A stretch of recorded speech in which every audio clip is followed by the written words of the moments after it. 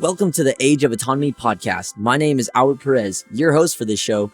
Throughout this podcast, we will be diving in depth into subjects discussed in the book, Crypto Asset Investing in the Age of Autonomy. You'll be able to learn from the author himself, Jake Ryan, as well as the CEO of TRADECRAFT Capital, James Diorio. Crypto assets for years have ebbed and flowed in news cycles, but as of late, they have caught worldwide attention. This podcast is for those looking to understand blockchain technology, cryptocurrency, and the role it is set to play in the world that we know. Each episode reflects a step in the journey of understanding crypto asset investing, so let's hop right into this episode.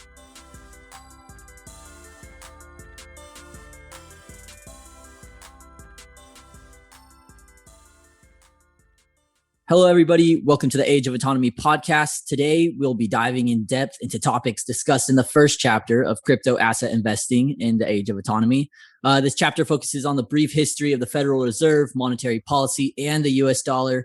And I'll personally note that when I read this chapter, it gave me a fresh perspective on just how the Federal Reserve's decisions affect the US economy and the US dollar, and it's really played a key building block for me as I kind of continue my journey into learning more about crypto assets and what all I can do with that. So today I have with me the author himself of Crypto Asset Investing in the Age of Autonomy and CIO of TRADECRAFT Capital, Jake Ryan. And as well, I have serial entrepreneur and CEO of TRADECRAFT Capital, James Diorio. I'm excited to get started, y'all. How you guys doing? Hey, Albert. How's it going? Good to see you. Awesome. Doing good, Albert. Happy to be here. Awesome. So I guess kicking it off. So Jake, you have over 20 years of professional experience in software and technology and investing in traditional markets. And James, your professional experience in software and blockchain technology as well.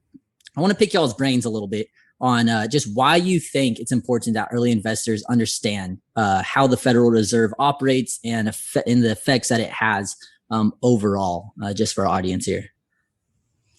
Yeah, I think one thing that is critical, especially with Bitcoin, is to understand a little bit more about the history of money, what money is, how it plays a role, some of the differences with fiat currency versus commodity-backed currency, and how that relates to sound money policies or unsound money policies.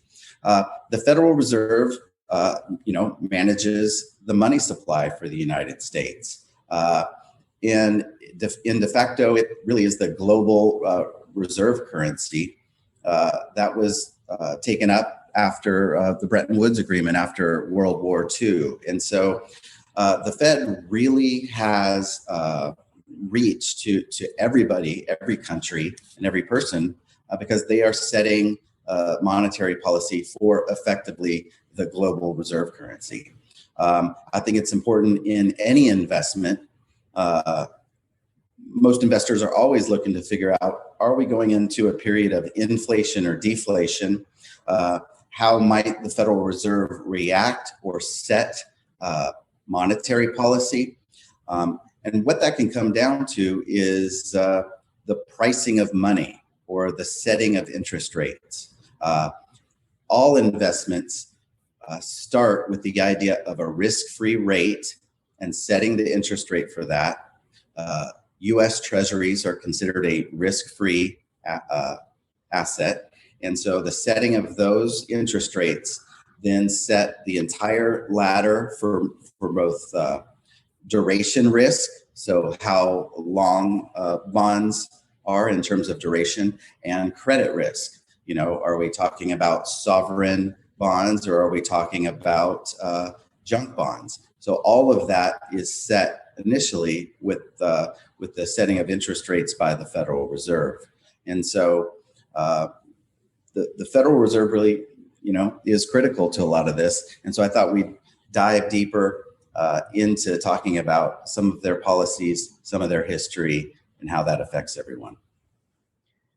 Yeah, and Albert, this is really important because while crypto and Bitcoin is very shiny right now, and a lot of people are looking at it, without a context of monetary policy and without context of where we've been, we can't really understand what this is. And I personally know a lot of speculative investors who are just kind of jumping in, but they don't really understand why this was created, why it exists, and how it fits into the world. So the context that Jake is creating, I think, is imperative. Awesome. Yeah. So simply put, I guess the Federal Reserve, it just has so much weight when it comes to money markets, when it comes to anything of that sort. And that's what I kind of want to jump into here is, Jake, when you first kind of started off in that first chapter, it was really interesting, some of the things that you said. One of them, and I'll quote, it says, in the 1980s, the average multiple between the highest paid person and the average worker of a company was about 10 to 20 times. And that might seem like a big difference, but in 2016, you stated that it was a ratio of 276 to 1. That is a huge increase. When I read that, it really was kind of staggering to me. I want to know what the Federal Reserve, how has that played a role in that overall growth? How did that number get so big in the first place? Yeah, well, that's going to be a complex question, and there's many angles and aspects of that. One question that economists have been asking for many decades here is productivity. Now, how is it that we are having less productivity when so much technology innovation and when so much is happening? How are we getting less productivity? For the most part, we're getting a few people who are able to take advantage of a lot of that gains in technology, but it's not really getting dispersed across the entire labor pool. One of the, there are going to be many reasons, but one of the reasons is we have stock options or, different forms of compensation really starting in the 80s and 90s, but in the 90s than we did in the past. And so now most of the wealthy people, they don't make their money from a job or from salary or from wages, right? They're making their money in their compensation structure from stock and from options that they've gotten. And, that has allowed them to get enormous compensation packages. And it's taxed differently. All right. So you and I, if we were fortunate enough to make, $1, $2, $3 million in wages or in salary, we're going to be taxed at that upper tax bracket of, something like 39% federally, and then whatever it is for the state, if you have that. Mm-hmm. Whereas, Jeff Bezos or any of the wealthy people who are mostly getting compensation through options and through stock are paying that long-term cap gains. If they're paying anything at all, they're paying, that 20% long-term cap gains. So just right there, you're talking about paying half the taxes on your wages than others. And so that has a key role. We've seen more deflation cycle here this last 20 or 30 years. So from the 1990s and to today, especially after the 2008 financial crisis, we have seen the Fed pump tons of money into the system in the form of bank reserves to help try and provide liquidity and to stave off the Great Depression or another Great Depression. That might have been helpful when we were in a state of emergency, but they've kept those policies on for years and really over a decade now. So deflationary policies, we aren't seeing any wage growth, right? So no wages are really going up. And there's a lot of reasons for that. But when wages don't increase, we're not able to get productivity or get those gains to the middle class. Just a couple more things I want to touch on. Now that we're ostensibly going into more of an inflationary type environment, the concern is that inflation is going to outpace any wage growth that you get. And so when the price of bread and cars and food and rent start to increase in a dramatic fashion and much faster than perhaps your wages do, then we're getting more and more inequality. And so inflation is that regressive tax that hits everybody, but it can really hit the poor worse because that is 2, 3, 4, 5, 6% that comes off the top, and most of the middle class, if they're investing at all, have savings or are looking at having funds in a savings account, something like that. Whereas the rich, they are able to invest in things that are inflation and protection. They're investing in real assets like real estate, and they're able to keep up with inflation and do a much better return. And so, all of these factor into to wealth inequality and into why productivity is really only helping a few and not getting dispersed across the entire labor pool. That makes I could see that now coming, just from an inflationary perspective. I'm just confused as to why is it that the Fed seems to be inflating away the dollar. I would think that that's hurtful to them in the sense if that inequality gap is continuing to grow as well, and that just makes more sense with 276 to 1 versus 10 to 20 times in the early 80s. But you're talking about inflation. I want to kind of shift over to that topic. You in that first chapter, you had sort of a dialogue. You said it was you and your friend Dax kind of going back and forth. He's trying to understand the Federal Reserve a little bit. He's trying to understand, just why is a Federal Reserve? Is it a positive? Is it a negative? Is it helpful or harmful? The type of policies that they come out with. And I just kind of want you to dive into that. You as well, James, as to what y'all think about the Federal Reserves and their policies when it comes to inflation. Do you think it is harmful? Do you think it is helpful over the past 50 years, let's say? Yeah, I'll go ahead and just start that, and James, you kick it off. I think that the forefathers of the U.S., they really didn't want us to have a central bank. They were explicit about it. They wanted to have gold and silver be the backing, and to ensure that this new country did not have a central bank. So that's one of the reasons why you don't hear the Federal Reserve called the U.S. Central Bank, right? It's the Federal Reserve. Neither federal nor does it have any reserves. It is it's a network of banks that have the right to set and print money. And so that's a very, very valuable right. They don't answer to anybody. They aren't really publicly elected. They're not a part of the government. And a lot of that's due to the fact they needed to circumvent the will of the founders of the country. This is an amazing power to be able to print money and get paid for that. And they were, constrained by being set or having gold backing the U.S. dollar.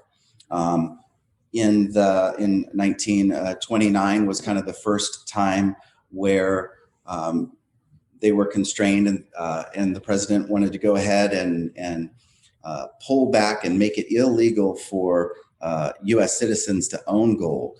Why is that? What does that do? If a U.S. citizen were to own gold, what is the difference? Why would he cut back on that?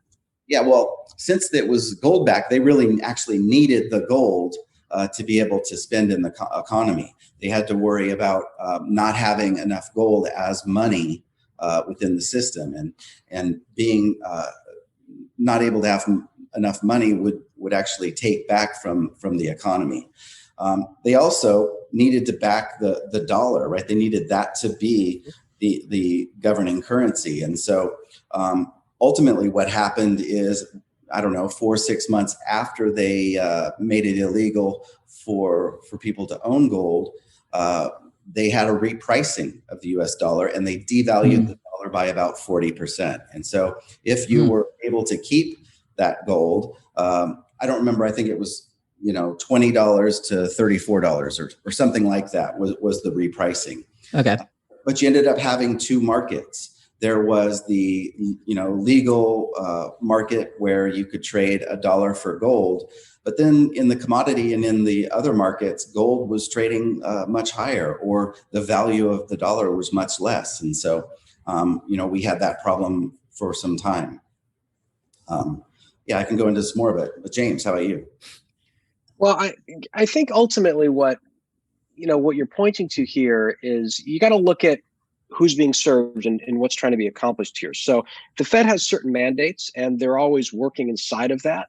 Those may not always be aligned with the average person, right? And that's part of the conflict that we've got here, right? When we came off the gold standard, what you saw is money continues to devalue, right? It just continues to devalue. Now, the Fed's got a lot of tricks that it can use, it's got a certain playbook that it uses, and it knows how to do that.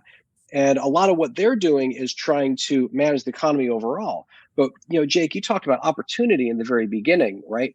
Well, the gap in wealth, right? That's partially opportunity. The average person having the same opportunities to participate in not just earning wages, but options and stock and things like that. Well, the corollary to that is if you're saving, right, and you have inflation going on, all of a sudden you've got let's say it's 5%, right? You've got 95 cents is what your dollar is worth compared to what it was a year ago. And it continues to degrade over time and degrade over time and degrade over time. So when you ask, is the Fed good? Is this a good thing? I think it depends on what you're trying to accomplish, because keeping the entire economy propped up is important to a point, but not if it artificially does it. And there's an impact that really hurts the everyman. And that's something that I don't think many people really realize as they look at what's going on. Interesting. There's been a lot of talk recently in the news as far as, the Fed, inflation, a lot of printing. But I'm just trying to go back based off that gold standard in that sort of topic. Why don't we just shift back to the gold standard? What is stopping us from doing that? What are some positives and some negatives from that? Because it seems like if there's no, cap on how much we could print, then that's just going to lessen the dollar value. That's going to hurt savers. It's going to hurt, average citizens. I'm looking for positives here when it comes to being on the US dollar. Well, let's see both sides. So right now, political power, the government can do effectively anything it wants. We're not balancing the budget. We have no budget to manage to. They can print more. That allows them, to stay in power, more and more power. And there isn't any reason for them to give up that power. If we went back to a gold standard, they would be constrained, right? We would actually have to have a budget. We would have to, for one thing, that would cause a major recession, and nobody has the political will right now to do such a thing. There isn't any upside for them to go back to a gold standard, because we have gone for so long that getting us back onto sound fiscal ground would be expensive. And I don't think anybody has the political will. Yeah, and it would make dollars actually scarce. And that's not what the Fed wants. They want to be able to print whatever they need whenever they need it. And that's just not possible if you revert back to a gold standard. Not the way they're doing it today. Interesting. So I guess that kind of leads into, you were talking about how Nixon was actually able to, turn into fiat money. Can you explain just what fiat means, what fiat money is? And then B, because Nixon did that, how did that kind of shift? Did that shift away from the gold standard, as far as, like you said, it's not so much of a scarcity. They can print whatever they want. Like I'm just trying to understand how we were able to get on basically this unlimited printing amount in the first place, because it didn't seem like it was like this all throughout history. Yeah, it happens in phases, and it's happened over and over throughout history. But let's talk about our example. So after Bretton Woods, the agreement after World War II was that the United States dollar would be backed by gold, and then all of the other sovereign currencies would have a connection to the U.S. dollars, right? So there would be a trading amount, and so that would be fixed. At that time, the U.S. dollar was connected and bound by gold. We continued to do that through the 50s and through the 60s, and a lot of the international players, a lot of countries started to see that the U.S. government was paying or had a lot more expenditures than the amount of gold they had in the bank. And so they were very curious, like, how are they able to spend so much when I know they don't have that much gold in the bank? And so Charles de Gaulle of France started effectively a currency war. And what he did was he went to the window of the Fed and he just continued to trade dollars for gold. And I think we ended up maybe losing, 10 to 20% of our gold reserves as he continued to exchange dollars for gold. And Nixon ultimately said, all right, we're going to do a temporary pause on being able to trade dollars for gold, right? And so de Gaulle, with his, effectively a currency war, halted, that was the response of Nixon, is just to halt that trading window temporarily.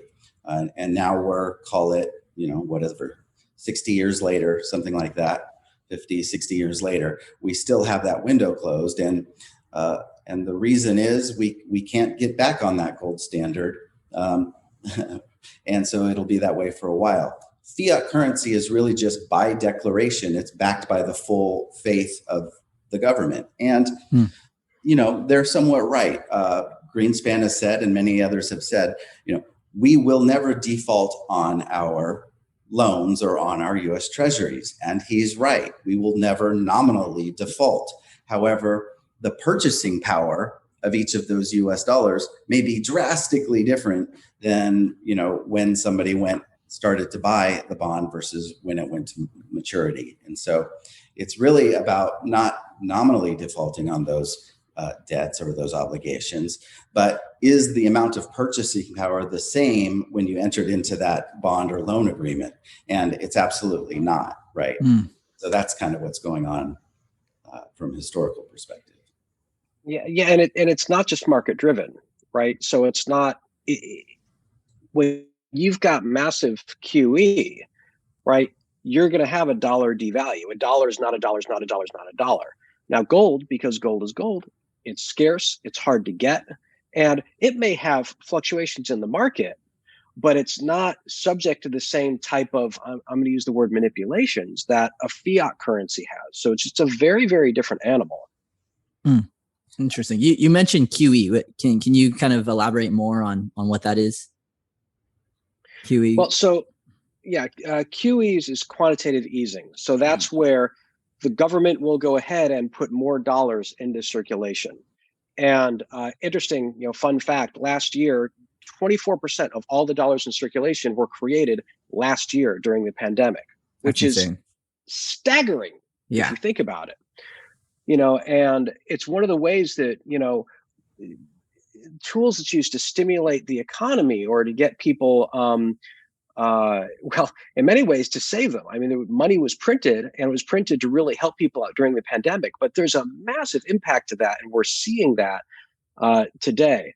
We're seeing that, impact with the CPI, which is a 5.4% year to year at our last numbers that came out. And ultimately, from a logical standpoint, there's an impact to actions, right? You flood that, you put that much money into the marketplace, you're going to have impact. What's the impact? You're going to have inflation. What's the impact? The buying power of the dollar is going to be less and less. And ultimately, that's what has a lot of people turning to bearer assets like gold, like Bitcoin.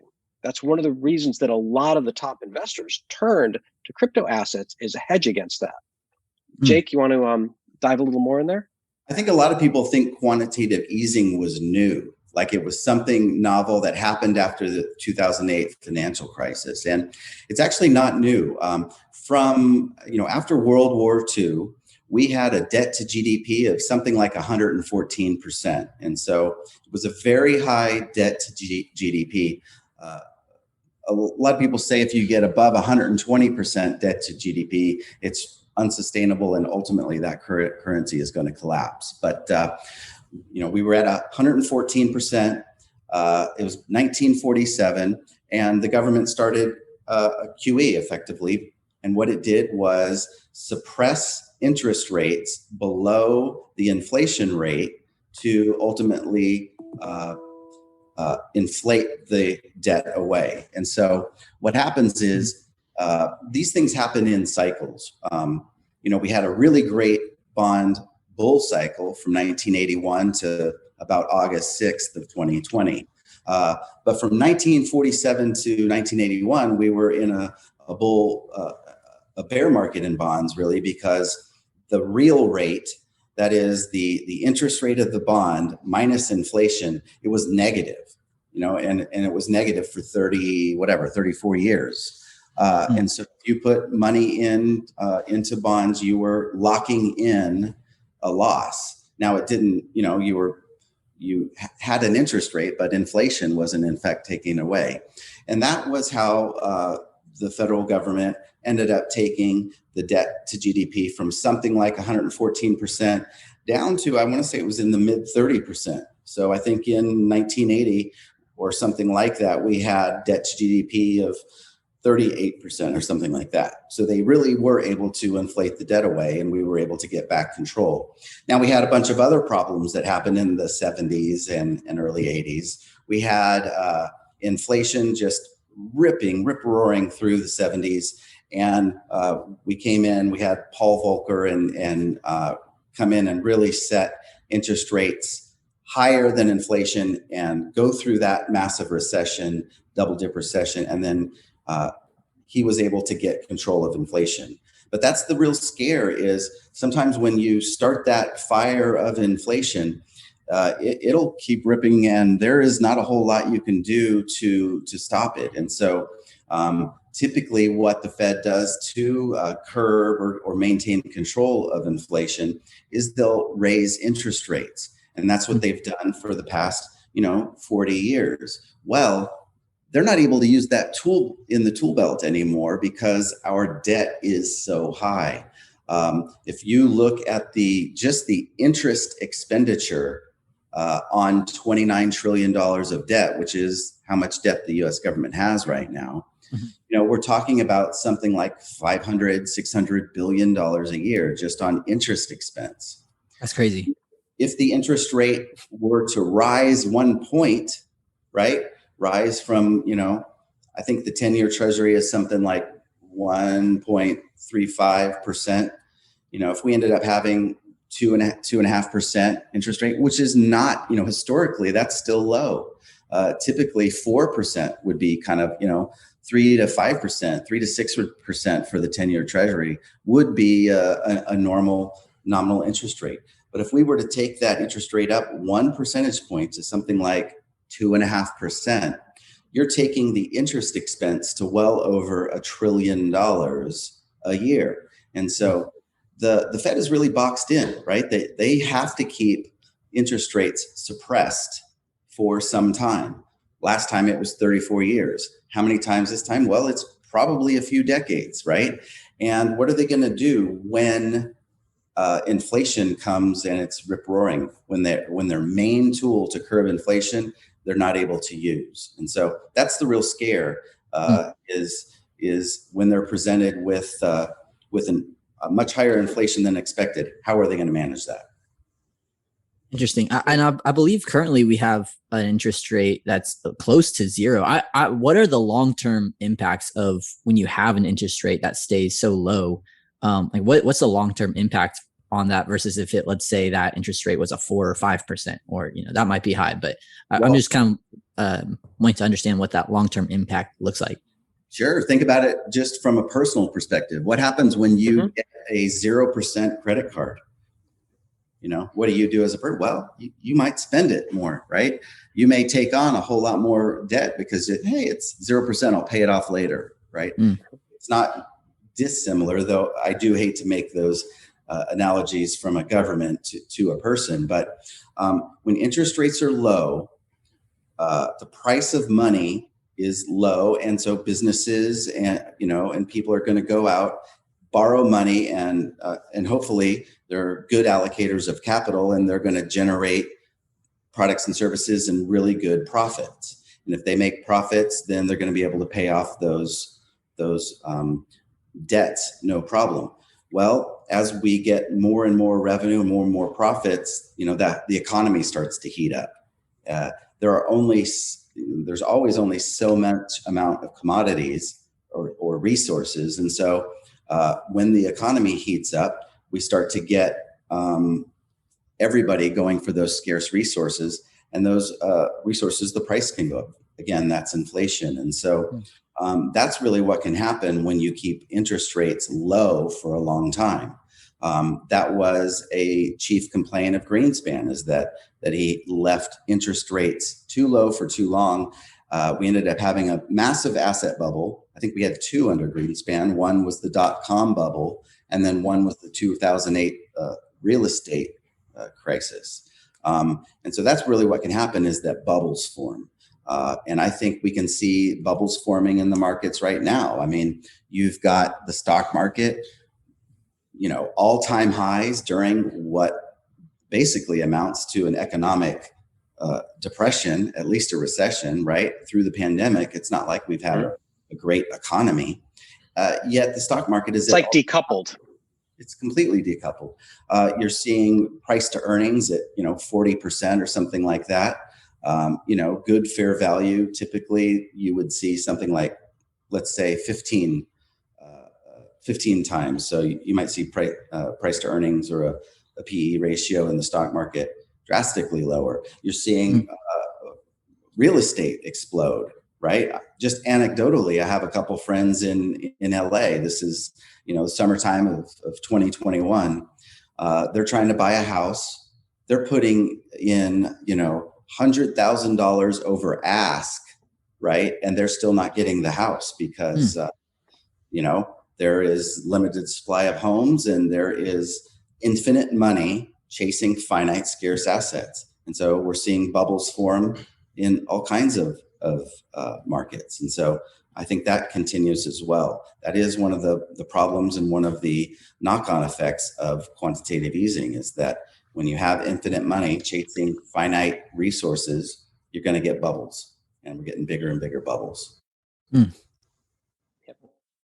Well, it seems like, and now you're dealing with opportunity and impact again, right? So just to add on to that, Albert, if from my grandparents, right, they always said never use credit. Just never use credit, always use cash. Well, if you're trying to compete in that real estate market that Jake's talking about, a lot of people don't have that $1 million, $1.1 million, $1.2 million, $1.3 million to go out there. So the institutions are out there, and they're able to participate in the market and have their money grow. Well, what's the everyman doing, right? Or the everywoman? Well, putting money in a savings account. Well, savings isn't saving if your dollar is worth less each and every year. So in an inflationary market, as Jake mentioned, if that dollar continues to drop, people say, well, I'm saving money. Well, you're actually not saving money. You're losing money. So how do people have those opportunities? How can they go ahead and have that money grow in a market which is designed so the dollar is worth less and less and less and less, right? And that's one of the biggest challenges through all of this. Awesome. Well, thank you guys so much for coming on to the show. I think we covered a lot here on the Fed. Anybody who's listening, make sure to drop us a review if you guys learned something. We're always taking questions. We want everybody to learn. Go grab the book, Crypto Asset Investing. We're in the Age of Autonomy. It's available on Amazon, and we'll post more links in the show notes below. But James and Jake, thank you very much for joining me today. Thanks for listening. If you learned something new, leave a review. We'd love to get feedback in order to make this show better for every listener. If you want to dive more into the subject we just spoke about in today's episode, click the link in the show notes to order Crypto Asset Investing in the Age of Autonomy. As well, you can get to know Jake and James better by reading their bios in the show notes below. Thanks again for tuning in, and we'll catch you again next time on the Age of Autonomy podcast.